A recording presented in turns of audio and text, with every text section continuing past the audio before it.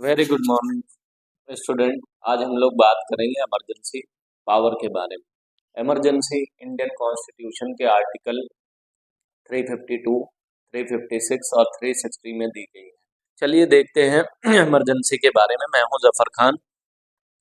पहला emergency power, यानी कि इमरजेंसी पावर जो है इंडियन कॉन्स्टिट्यूशन के कौन से पार्ट में दी गई है?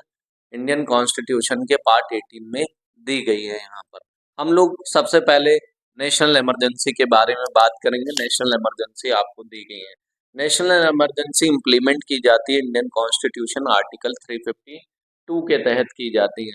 देखिए, जब भी नेशनल इमरजेंसी इंडिया में इम्प्लीमेंट हो जाती है तो स्टेट के सीएम कैबिनेट उनको सस्पेंड करके उनके सारी पावर जो है किसके हाथ में आ जाती है? सेंट्रल गवर्नमेंट के हाथ में आ जाती है। वहाँ के गवर्नर और ब्यूरोक्रेट्स के साथ मिलकर जो है अपने एडमिनिस्ट्रेटिव ब्लॉक को रन करते हैं। नेक्स्ट देखते हैं कि नेशनल इमरजेंसी क्यों डिक्लेयर की जाती है, क्यों नेशनल इमरजेंसी लगाई जाती है। सबसे पहले देखते हैं वॉर टाइम पीरियड में। वॉर टाइम पीरियड में जो है नेशनल इमरजेंसी डिक्लेयर की जाती है ताकि लोगों की सिक्योरिटी मेंटेन की जा सके। दूसरा देखते हैं आर्म्स रिबिलियन। अगर जगह जगह पे आर्म्स रिबिलियन हो, आर्मी में कोई बात हो जाए, इंडियन आर्मी में या किसी और मैटर को लेके, तो आर्म्स रिबिलियन जब होता है, आर्म्स रिबिलियन कहते हैं हिंदी में सशस्त्र विद्रोह होना जगह जगह पर पूरे नेशन में या स्टेट में, तब नेशनल इमरजेंसी डिक्लेयर होती है। उसके बाद देखते हैं इंटरनल क्राइसिस। इंटरनल क्राइसिस का मतलब होता है भारत के आंतरिक भागों में अगर राइट्स यानी दंगों की संभावना हो या ऐसा कुछ हो रहा हो अलग अलग स्टेट में, तब नेशनल इमरजेंसी डिक्लेयर की जा सकती है। कि इंडिया में फर्स्ट नेशनल इमरजेंसी कब डिक्लेयर की गई थी? इंडिया में फर्स्ट नेशनल इमरजेंसी जो है डिक्लेयर की गई थी 1975 में, इंदिरा गांधी की लीडरशिप में की गई थी। ये भारत में जो है कितने वर्षों तक लगाई जा सकती है national emergency? National emergency implement की जा सकती है मैक्सिमम 3 ईयर के लिए जो है इम्प्लीमेंट की जा सकती है। देखिए यहाँ पे the first national emergency 1975 to 1977। तो यहाँ पर 1975 से जो है 1977 तक जो है नेशनल इमरजेंसी हम लोग देख सकते हैं यहाँ पर लगाई जा सकती है। उसके बाद जो है हम लोग क्या चीजें देखते हैं इसमें? Maximum implement for 3 year. तो हम लोग देखते हैं कि नेशनल इमरजेंसी कितने ईयर तक? 3 ईयर तक डिक्लेयर हो सकती है। उसके बाद जो है हम लोग कहते हैं कि नेशनल इमरजेंसी में होता क्या है? नेशनल इमरजेंसी में हमारे सारे फंडामेंटल राइट्स को सस्पेंड कर दिया जाता है, सिर्फ आर्टिकल 20 और 21 रह जाता है। आर्टिकल 20 में क्या दिया गया, शॉर्ट में समझा देता हूँ। आर्टिकल 20 में एक्यूज के राइट्स है, जैसे कहते हैं बेटा अभियुक्तों के अधिकार। और आर्टिकल 21 में क्या है? राइट टू लाइफ है, जीवन जीने का अधिकार है, जो हमसे कोई भी नहीं छीन सकता। तो यहाँ पर ये दिया गया है। अब आर्टिकल 20 के बारे में बता देते हो, एक्यूज के राइट्स क्या होते हैं। देखिए, इस टाइम पीरियड में अगर नेशनल इमरजेंसी डिक्लेयर है तो 5 पीपल जो है पूरे भारत में निकल के कहीं पर भी घूम नहीं सकते, कुछ भी कर नहीं सकते। इसके तहत किसी को भी डिटेन किया जाता है तो जब तक नेशनल इमरजेंसी इम्प्लीमेंट है इंडिया में, तो किसी भी पर्सन को जुडिशरी के सामने पेश नहीं किया जा सकता। तो आर्टिकल 20 में क्या है? अगर किसी को ले गए पकड़ के जेल में, तो उसको खाना पानी देना ये उसके राइट्स है, बेल फाइल करने के भी राइट्स है, तो ये एक्यूज राइट्स होते हैं। तो यहाँ इतनी चीजें मैंने आपको बता दी।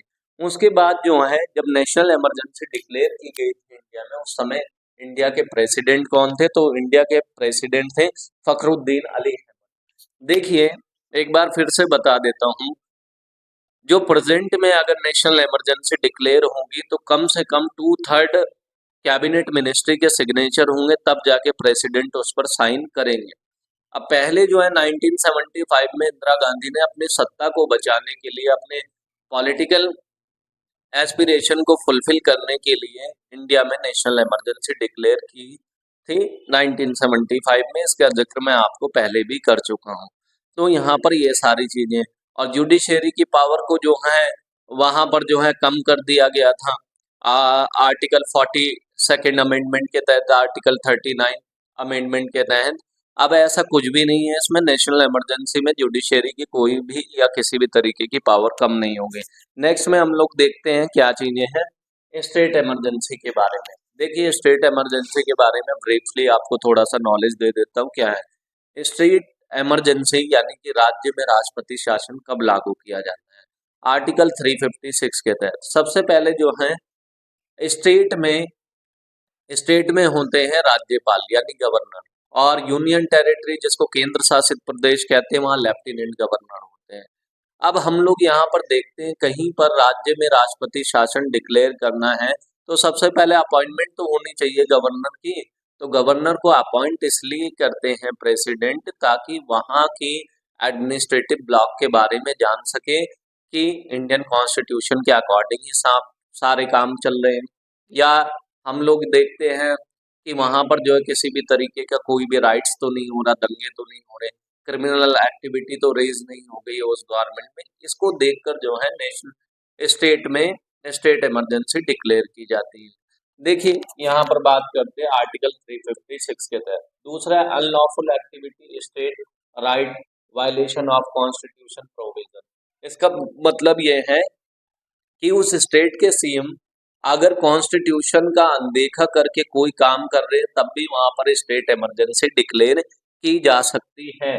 उसके बाद आते हैं हम लोग यहाँ पर suspension of CM and their cabinet. जब प्रेसिडेंट रूल वहां पर इम्प्लीमेंट होता है, अब देखिए प्रेसिडेंट रूल कैसे इम्प्लीमेंट होता है। गवर्नर की एडवाइस पर, गवर्नर की सलाह पर देश के प्रेसिडेंट किसी भी स्टेट में जो है स्टेट इमरजेंसी डिक्लेयर कर सकते हैं। आर्टिकल 356 के तहत मैंने आपको कारण बता दिया। अब आप अनकॉन्स्टिट्यूशनल कोई फंक्शन को प्रोग्राम कर रहे हो तो जो है आपकी सत्ता चली जाएगी। उसके बाद है आप किसी भी तरीके का फंडामेंटल राइट्स का ज़्यादा से ज़्यादा वायलेशन कर रहे हो तब भी स्टेट में इमरजेंसी डिक्लेयर हो सकती है। या फिर यहाँ पर जो है राइट जैसे स्टेट में राइट वगैरह हो, दंगे हों, तब हो सकता है। उसके बाद हम लोग देखते हैं role of governor and bureaucrats. इसका कहने का मतलब है सीएम को तो सस्पेंड कर दिया गया है, उसकी कैबिनेट भी सस्पेंड हो गई है। अब तो राज्य को कौन चलाएंगे, स्टेट को? जो सीएम की सारी पावर थी वो गवर्नर के हाथ में आ जाएगी। गवर्नर वहाँ के ब्यूरोक्रेट्स के साथ मिलकर वहाँ के एडमिनिस्ट्रेटिव ब्लॉक को रन करेंगे। यहाँ पे इतना बताया। उसके बाद है first state emergency declare in Punjab. तो सबसे पहले हमने क्या देखा कि पहली जो स्टेट में इमरजेंसी लगाई गई थी वो पंजाब में लगाई गई थी, 1951 में लगाई गई थी। अब यहाँ पे देखो 44th अमेंडमेंट हुआ था 1978 में। देखिए 1978 में अमेंडमेंट हुआ था इसलिए ताकि जो फेडरल गवर्नमेंट है, यूनियन गवर्नमेंट है या सेंट्रल गवर्नमेंट है वो अपनी पावर का मिसयूज ना कर सके। देखिए किसी भी स्टेट में ऐसा नहीं है कि राइट्स नहीं होते, वहां पर भी दंगे होते हैं। तो इसका मतलब ये नहीं है कि आप वहां पर स्टेट इमरजेंसी डिक्लेयर कर दो या प्रेसिडेंट रूल डिक्लेयर कर दो, ऐसा कुछ भी नहीं होता है। अब नेक्स्ट पढ़ते हैं हम लोग आर्टिकल 360 फाइनेंशियल इमरजेंसी। इंडिया में आज तक कभी भी फाइनेंशियल इमरजेंसी डिक्लेयर हुई नहीं। 1991 में होने वाली थी लेकिन क्यों नहीं हुई उसके पीछे मैं आपको अभी रीजन बता देता हूँ। सबसे पहले फाइनेंशियल इमरजेंसी आर्टिकल 360 के तहत जो है इम्प्लीमेंट की जाती है। उसके बाद हम लोग देखते हैं यहाँ पर क्या है, financial stability credit of India.